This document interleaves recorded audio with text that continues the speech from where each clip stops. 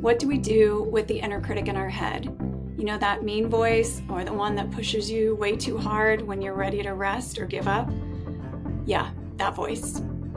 I'm Catherine Queering, licensed mental health counselor and self-trust coach, and I'm here to tell you how to deal with the inner critic in your head. I know that this voice can feel really overpowering and really overwhelming and just downright frustrating. It can feel like it's incessant and like there's no way to tame it or control it or get rid of it. And the reason for that is you can't do any of those things. The inner critic resists your attempts to do any of the above.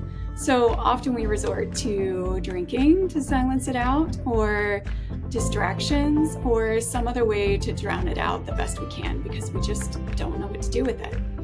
I didn't either until I found internal family systems, otherwise known as IFS, and that's when I discovered how to work with the inner critic.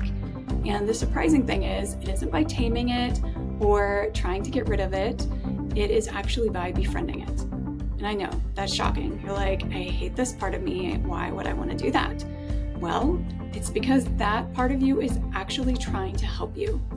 I know, that's also very shocking. Why would this part of me be trying to help me when it's so nasty to me? Well, it really does have good intentions for you. All of our inner parts do. And the critics are no exception. They want what's best for us, but they often are like little kids and they're just doing it the best they can. They feel like they're all alone and they don't know any other way to help us. And so they get stuck in these cycles of thought patterns and ways of pushing us and being harsh to us and demanding things from us in an effort to get us to do something or to change something. They're trying to motivate us often for some reason or trying to protect us in some way. So it is so helpful just to start from this framework and perspective that these critical parts are trying to help us. And you've also possibly noticed that I've said critical parts or critics a few times, and that's because our inner critic is not a monolith of one critical voice. You could actually separate it out into several critical voices. So I've gotten this information from Freedom from Your Inner Critic by Jay Early and Bonnie Weiss. They identify several different types of critics. They identify the inner taskmaster, the inner perfectionist, the underminer, the destroyer. The molder is not obvious by name. It is one that tries to keep you under the radar, the one that's like doesn't want to be perceived. And this one happens a lot with neurodivergent folks because for some reason we have this desire to be known and understood, but we don't want to be perceived, and that can come off as being shy, but really it's not wanting to be in the limelight or in the spotlight for some reason. And that isn't true of everyone who's neurodiverse by any means, or everyone who's autistic, where I've seen that show up the most often, nor is it exclusive to people who are autistic, but that is a trend that I have noticed, so I thought I'd point it out. So the inner molder is the one that's like, ooh, let me just like stay under the radar, I'll be the good girl, I'll be the lost one, the lost child that no one notices, the one that, like the middle child, is known for of being under the radar and no one noticing, and just going with the flow, not being high maintenance, not needing anything. If I don't need anything, then I can't create any problems and no one will come to punish me or no one will come to criticize or reject me, right? Like if I just stay under the radar, then I'm safe. So that's the idea behind the molder.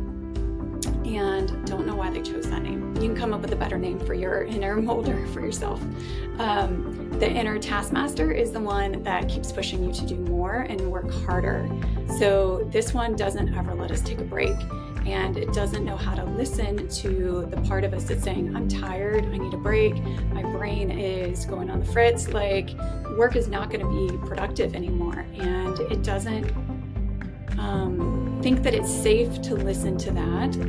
It thinks it has to keep you going. And the way to work with this part is to update it where it knows like, oh, okay, can we work together with the part of me that's trying to help me take care of my body and recognize my limitations and get rest? Maybe I can do one more problem and then rest, or I can take a break and then I can come back.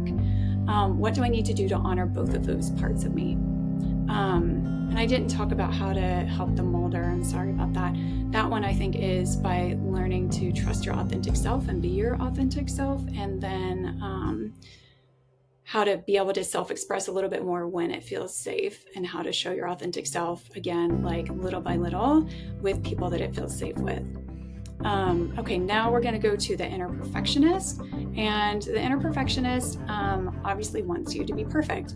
It keeps wanting you to improve, to always be better, and it's always changing the goal line and the standards. So it keeps wanting you to do better, to be better, and it doesn't give you enough space to celebrate your accomplishments or acknowledge what you've done and acknowledge your achievements. So we want to work with this part to help it realize that it actually is keeping us from doing a great job, often because it is pushing us so hard and not letting us celebrate ourselves or get satisfaction from what we're doing. All right, then we have the underminer.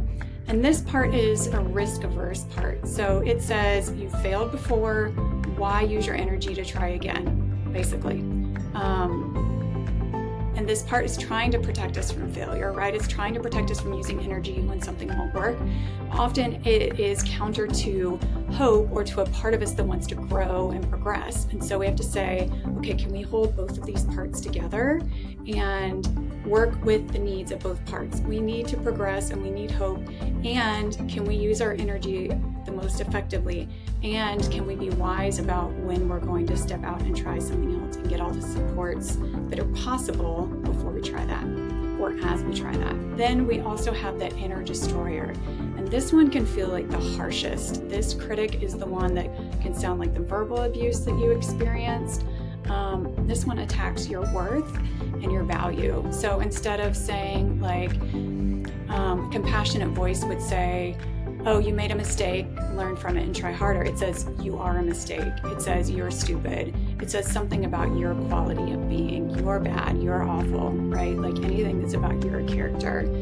And so we bring in the voice of compassion to balance this part out and say, can we actually speak to ourselves with compassion? Can we ask the destroyer to recognize that the abuse is over and it doesn't need to preempt that to protect us anymore?